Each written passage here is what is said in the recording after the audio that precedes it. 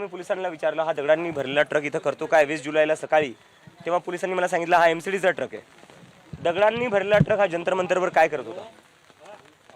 तर हे सगळं BJPच्या प्लॅनिंगनी झालेलं आहे। BJPच्याच लोकांनी पोलिसांवर दगडफेक केलेली आहे। मग हे ज्यांनी दगडफेक केली आहे त्यांच्यावरचे गुन्हे मागे घेऊ नयेत असं तुमचं पण मत आहे? ज्या ज्या लोकांनी हिंसा केली आम्ही ते हिंसेचं समर्थनच करत नाही।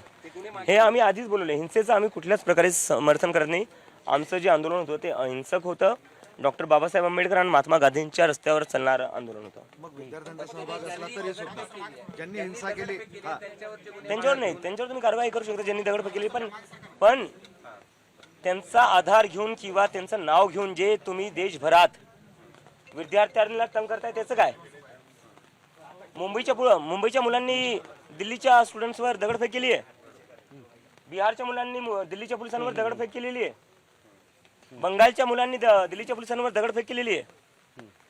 त्यांचं नाव घेऊन भाजपच्या गुंड्यांनी जे केलेलं आहे त्याचं कारणीभूत बनून जे तुम्ही स्टुडंट्सला तंग करतायत, त्यांच्या घरी चालले हॅरॅस करतायत, ते काय? पेलेट गन चालवले आहे यांनी स्टुडंट्सवर, पेलेट गन चालवले। बिहारमध्ये AK-47 चालवली आहे स्टुडंट्सवर। पोलिस याच्यासाठी पोलीस भरती झालेले आहे स्टुडंट्सवर AK-47 चालवायला। ज्या लोकांनी दगडफेक केली त्यांना अटक करा।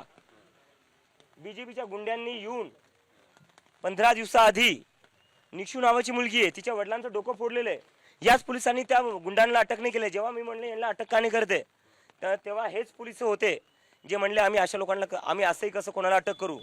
त्या लोकांनी नंतर इंस्टाग्रामवर व्हिडिओ बनवून टाकला की आता अभी तो एक को मारा है, शाम को आऊंगा और लोगों को मारूंगा। हे सगळं पोलिसांसमोर झालेलं आहे। तेव्हा पोलिस शांत बसलेली आहे, कोणाच्या इशाऱ्यावर पोलिस शांत बसलेली आहे?